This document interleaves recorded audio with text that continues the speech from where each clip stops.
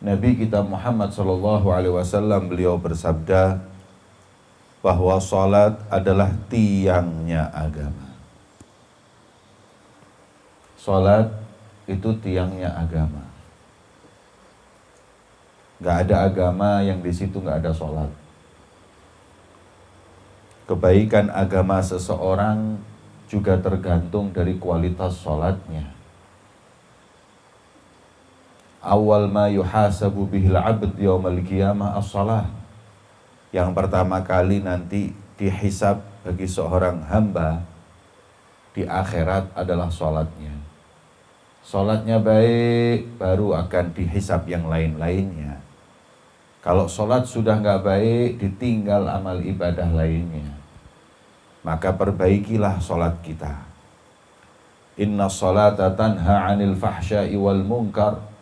Sesungguhnya salat itu punya fungsi yang diantaranya Allah berfirman bisa menyegah seseorang melakukan hal-hal yang keji dan hal-hal yang mungkar.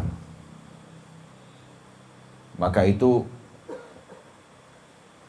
apabila sudah menegakkan salat, sudah mendirikan salat, tapi masih berbuat yang fahisyah, berbuat mungkar, maka perlu dikoreksi lagi salatnya.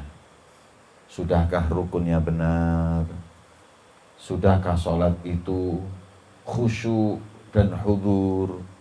Sudahkah salat itu ditegakkan dengan cara yang diinginkan dan diridhoi Allah Subhanahu wa taala? Yang kalau salat sempurna, pasti amal ibadah kita yang lain sempurna dan kita akan jauh dari maksiat kepada Allah Subhanahu wa taala. Kualitas seseorang bisa dilihat dari salatnya. Salat baik, insya Allah semua lainnya baik. Tapi kalau udah salat yang gak baik, gak akan ada kebaikan buat orang tersebut. Barometer kecintaan orang kepada Allah, barometer ketaatan seseorang kepada Allah ada pada salat. Seorang yang melakukan salat dengan sempurna, 5 waktu, berjamaah, di masjid, shofnya rapi, bacaannya fasih, dan dibaca dengan khusyuk, menunjukkan bahwa orang tersebut benar-benar orang yang mencintai Allah, benar-benar orang yang taat kepada Allah Subhanahu wa ta'ala. Maka itu paling afdalnya ibadah badaniyah adalah salat. Perbaiki salat.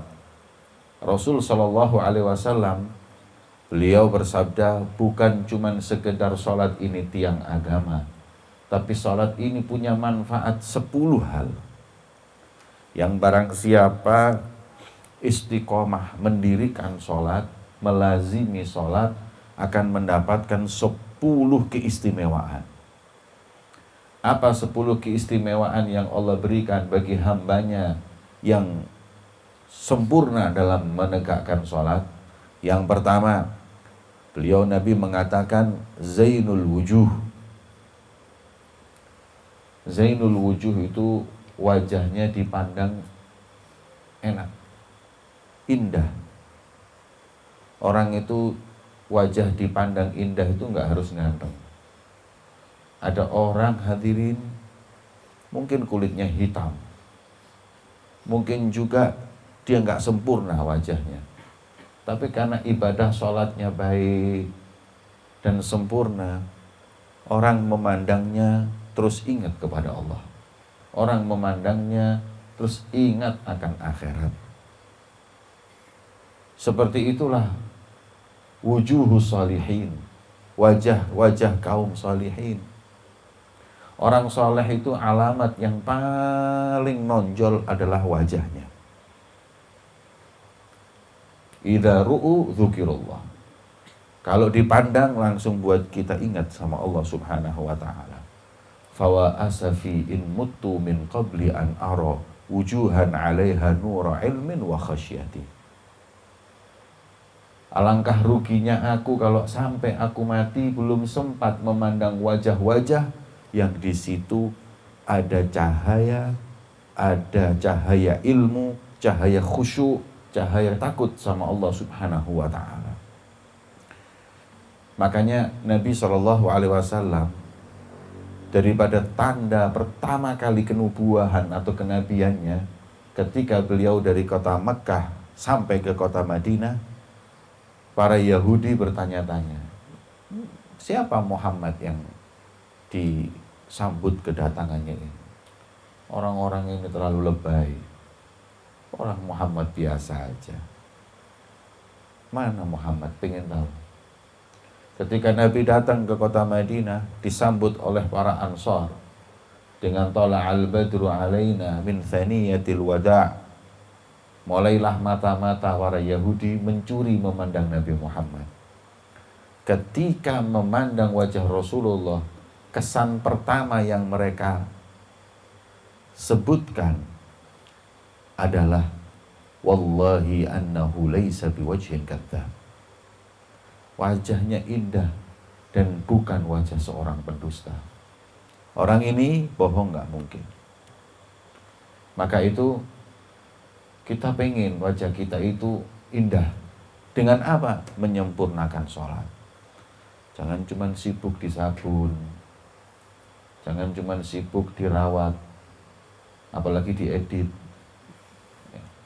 Sibuklah kita bagaimana wajah kita itu indah melalui mendirikan sholat. Kemudian yang kedua, nurul qulub, nurul qalb. Keistimewaan buat orang yang istiqomah mendirikan sholat adalah diberi cahaya dalam hatinya, nurul basirah. Ini cahaya tidak akan diberikan kecuali bagi orang yang betul-betul mampu menginjak hawa nafsunya. Antara kita dengan Allah itu ada hijab, yaitu nafsu. Nafsu mengajak kita jangan sholat. Nafsu mengajak kita mengundur-ngundur sholat. Tapi kita injak nafsu, kita jihad, kita perangi nafsu kita.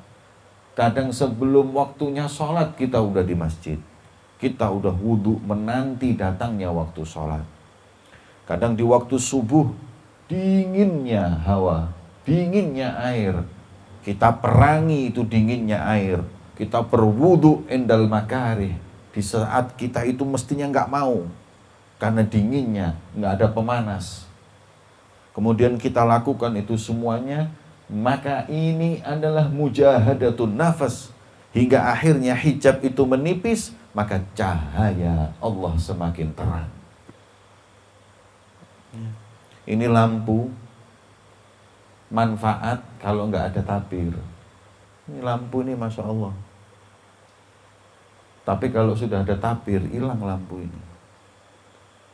Kalau sudah ada tirai, nggak kelihatan. Ini coba di belakang sini. Itu kalau hijab atau tabirnya cuma satu. Kalau dua, kalau tiga, empat, nggak ada manfaatnya. Begitu juga ketika kita memerangi nafsu, kita sampai merasakan nikmatnya sholat, hijab ini semakin tipis, akhirnya kita mendapatkan nurul qalb, cahaya dalam hati kita. Yang ketiga, warahatul badan.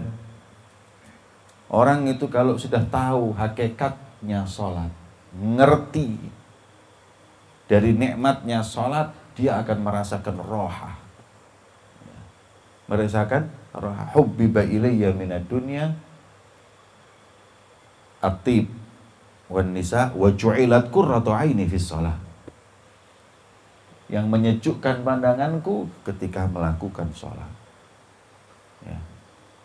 Jadi Nabi SAW itu kalau pengen merasakan roha. Roha itu apa? Kebalikannya roha itu stres. Apa roha? Orang kalau dipijet, masuk ke pijit, massage, supaya apa? Fresh, tenang. Ini mahal ini biayanya. Orang kalau mau refreshing ini biayanya mahal. Ada yang harus naik pesawat ke pulau yang sepi, nggak dengar apapun, dia bayar ratusan juta untuk refreshing melihat alam, atau ada yang bayar jutaan untuk mendapatkan ketenangan. Padahal kalau kita kenal Allah, tahu kenikmatan sholat, nggak ada refreshing yang paling enak seperti sholat. Makanya kaum solihin kalau sudah sholat lupa segalanya. Karena Sayyidina Ali bin Abi Thalib ketika beliau kena tombak atau kena panah, beliau izin untuk takbiratul ihram. Allahu Akbar. Refreshing. Dicabut nggak tahu. Begitu assalamualaikum, sudah. Hilang sudah. Rahah fil badan. Ini kalau apabila sholat kita itu benar, kita mendapatkan rahah fil badan. Maka itu ya, kita harus mendapatkannya. Kalau enggak, berarti sholat kita masih belum sempurna.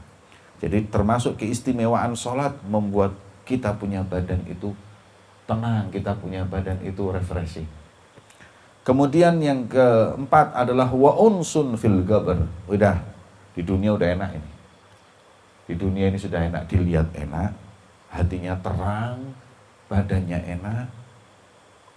Begitu meninggal di kuburan, orang yang gemar sholat mendapat keistimewaan. Apa itu unsun fil gabar? Tenang di kuburan. Siapa yang gak pengen tenang di kuburan? Kita ini hadirin, di kamar pondok aja kadang-kadang bosen. Padahal mondok cuman mentok 10 tahun. Di kamar aja sudah bosen. Sekarang gimana kalau 200 tahun bukan di kamar?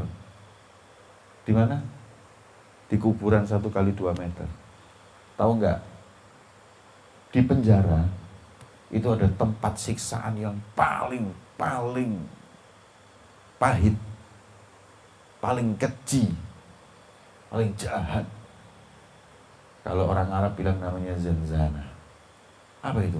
Kuburan, penjara seluas kuburan. Itu orang ditaruh situ 3-4 hari udah teriak-teriak stres. 3-4 hari dimasukin situ teriak-teriak stres. Coba bayangkan di kuburan 100 tahun. Apa enggak teriak-teriak itu? Terus gimana? Yahtajila uns. Kita harus mendapatkan unus, ketenangan di dalam kuburan. Hingga disebutkan orang yang di kuburan mendapat kenikmatan tidurnya seperti tidurnya pengantin. Nikmat. Orang yang mendapat kenikmatan di kubur diberi kuburan yang lebar, yang terang, raudhah min riyadil jannah. Saya di taman dari tamannya surga. Bagaimana kita mendapatkannya? Itu termasuk keistimewaan orang yang mendirikan sholat. Unsun fil gabar. Beruntung orang yang gemar sholat, tapi yang enggak. Ada riwayat Allah punya ular khusus yang diperuntukkan buat orang yang di dunia meninggalkan sholat, meninggalkan sholat 5 waktu, mengundurnya dan lain-lain. Udah ada disiapin ular khusus itu. Dalam riwayat yang lain, tanah kuburan ini ketika orang nggak sholat itu masuk, begitu sampai di dalam, langsung perut bumi ini menjepit orang tersebut hingga remuk semuanya tulang belulangnya. Sambil tanah itu berkata, kau yang dulu maksiat di punggungku, sekarang rasakan kehancurannya di perutku. Siap kita. Itu masih dikubur, belum nanti, ini belum di neraka ini. Dikubur aja sudah seperti itu. Makanya tapi orang yang sholat 5 waktu dan melakukannya dengan baik, mendapatkan ketenangan di kuburnya. Kemudian manzilur rahmah. Keutamaan sholat adalah tempat turunnya rahmatnya Allah subhanahu wa ta'ala. Tempat turunnya rahmat Allah subhanahu wa ta'ala. Istimewa ini hadirin. Ya. Makanya orang-orang soleh dimanapun dia ada, turun rahmat dari Allah subhanahu wa ta'ala. Termasuk dari bekasnya sholat 5 waktu yang dia lakukan. Apa nggak kepingin dimanapun kita berada kita mendapatkan kucuran rahmat. Kelasnya kita kalau udah hadir majelis seperti ini baru kita dapat rahmat. Keluar sudah haji rahmat. Ya. Dapat apa kita? Nggak dapat sudah. Tapi ini ada orang kemanapun pergi, rahmat Allah dikucurkan untuknya. Siapa mereka? Orang-orang yang sempurna sholat 5 waktunya. Oh, beruntung mereka. Kemudian sholat adalah miftahus sama, doanya itu dikabulkan sama Allah. Karena dia sudah pegang kuncinya langit. Ibarat kalau yang namanya doa itu, kiblat doa itu sama. Kiblatnya doa itu langit, dan orang itu ketika berdoa menghadap ke langit bukan berarti Allah di langit, tapi itu adalah kiblatnya doa. Dibuka oleh Allah Subhanahu wa taala. Bagi siapa? Bagi orang yang sholat itu. Makanya kata Imam Ahmad bin Hasan Al-Attas, ya, beliau berkata, apa saat yang paling mustajab berdoa itu kapan?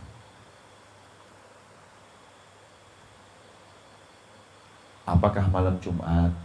Apakah waktu sepertiga malam terakhir? Atau kapan? Kapan? Bukan tempat ya, kalau tempat multazam.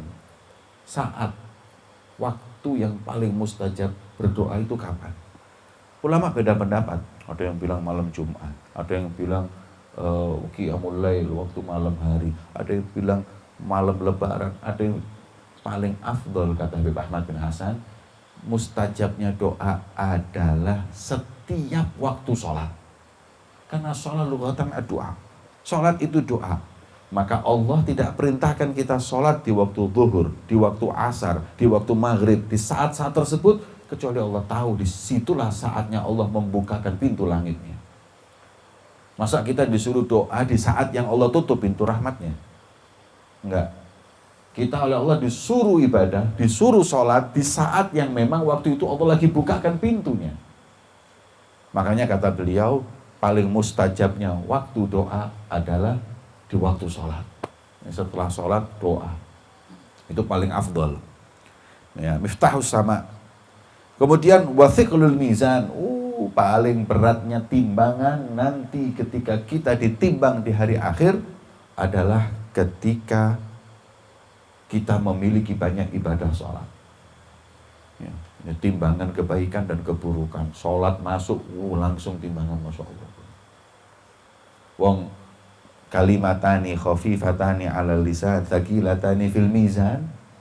Subhanallah wa bihamdi subhanallahil azim. Kalimat subhanallah aja berat di mizan. Bagaimana dengan sholat? Paling beratnya amal ibadah di mizan adalah sholat 5 waktu. Memang awal ibadah yang dihisab adalah sholat. Kemudian wa mardhatur rabb, sholat itu di situ ada ridhonya Allah. Adakah satu kenikmatan yang lebih indah dari ridhonya Allah? Enggak ada. Kita semua pengen surga, tapi kenikmatan yang lebih nikmat dari surga adalah hanya ridho Allah.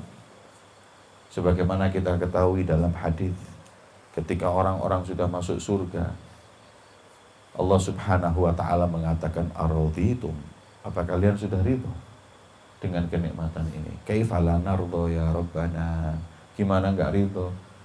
Ini kenikmatan yang belum saya nikmati atau belum saya rasakan selama-lamanya, enggak ada. Saya bingung untuk mau mengungkapkan kenikmatan ini. Terus saya enggak rela. Mau nggak aku berikan yang lebih dari itu? Hah? Ada yang lebih dari nikmatnya surga? Ya. Masa ada kenikmatan lebih dari surga? Apa ya Rabb? Uhillu alaikum ridwan fala askhatu alaikum ba'dahu abada. Aku berikan kepadamu ridhoku dan aku nggak akan murka selama-lamanya. Itu kalau sudah Allah ridho. Makanya kalau kita pengen diridhoi oleh Allah, tegakkan sholat. Sempurnakan sholat kita, sholat yang benar, jangan kayak dikejar maling, sholat keburu-buru. Rasulullah SAW Lihat orang sholatnya keburu-buru, sholatnya gerak-gerak banyak. Kata Nabi SAW, "Lau khasha'a qalbu hadha rajul lasakanat jawarihu." Kalau orang ini hatinya khusyuk, niscaya badannya sukun, tenang. Enggak keburu-buru sholatnya. Enggak umek kayak. Apa umek bahasa Indonesia nih? Umak. Enggak gerak aja terus garuk-garuk ini. Apalagi sholat kalau sudah subuh waktunya kunut. Klotak. Ada makruh. Enggak benar. Hati tenang, pasti badannya tenang, enggak akan keburu-buru. Kemudian wathamanul jannah. Masya Allah. Ya. Thamanul jannah, bayarannya untuk masuk surga adalah sholat. Sepatutnya orang tidak mungkin masuk surga kalau sholatnya kacar-kacir, segitu aja. Jadi jangan harap untuk masuk surga kalau sholat kita nggak karu-karuan.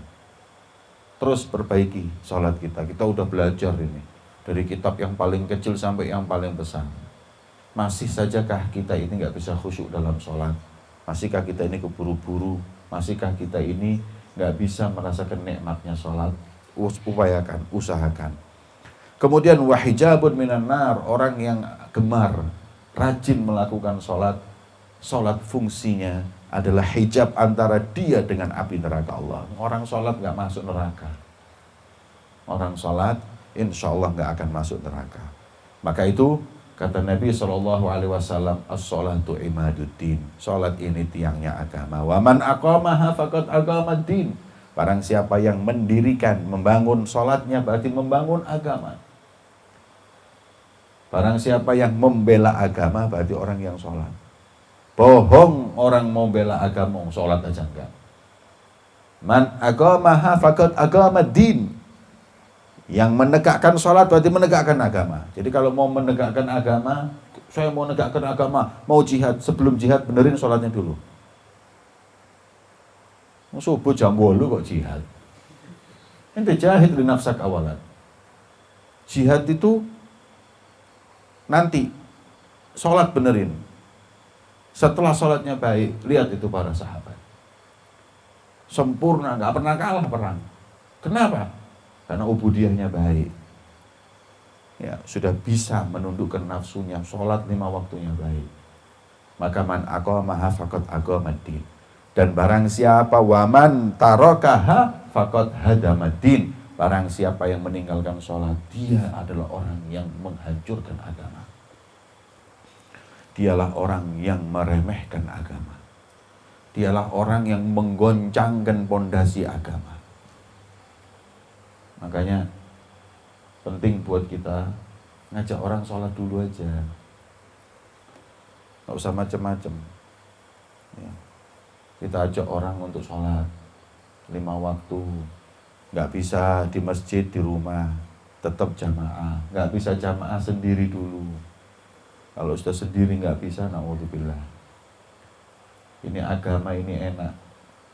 Ya, agama ini enak hadirin. Sholat itu yang sempurna jamaah di masjid. Kalau nggak bisa jamaah di rumah. Kalau nggak bisa sholat sendiri. Kalau nggak bisa sholat duduk, sakit, nggak bisa berdiri duduk. Nggak bisa duduk berbaring. Kalau nggak bisa berbaring tidur. Wa tajri ahkamuhu fil qalb. Kalau bisa pakai isyarat, ima. Kalau nggak bisa merem dalam hati. Kalau nggak bisa sembahyang ngono. Kan sudah enak ini agama. Jadi nggak ada uzur kita meninggalkan sholat itu nggak ada. Ya, dahulukan perintah Allah, nanti kita didahulukan oleh Allah dari segenap hamba-hambanya. Hadirin dan khususnya pemirsa Al-Wafa TV yang dimuliakan oleh Allah. Ayo, mari perbaiki sholat kita. Mari kita sempurnakan sholat kita agar 10 keistimewaan sholat mampu kita raih. Bukan 1 dan 2, 10. Dari mulai di dunia sampai di barzakh, di kuburan, sampai nanti di akhirat. Allah muliakan mereka orang-orang yang senantiasa mendirikan sholat. Semoga kita termasuk golongan muqimis sholat orang yang selalu mendirikan sholat. Amin ya rabbal alamin. Wassallallahu ala sayyidina Muhammadin wa ala alihi wasallam. Walhamdulillahi rabbil alamin. Bismillahirrahmanirrahim.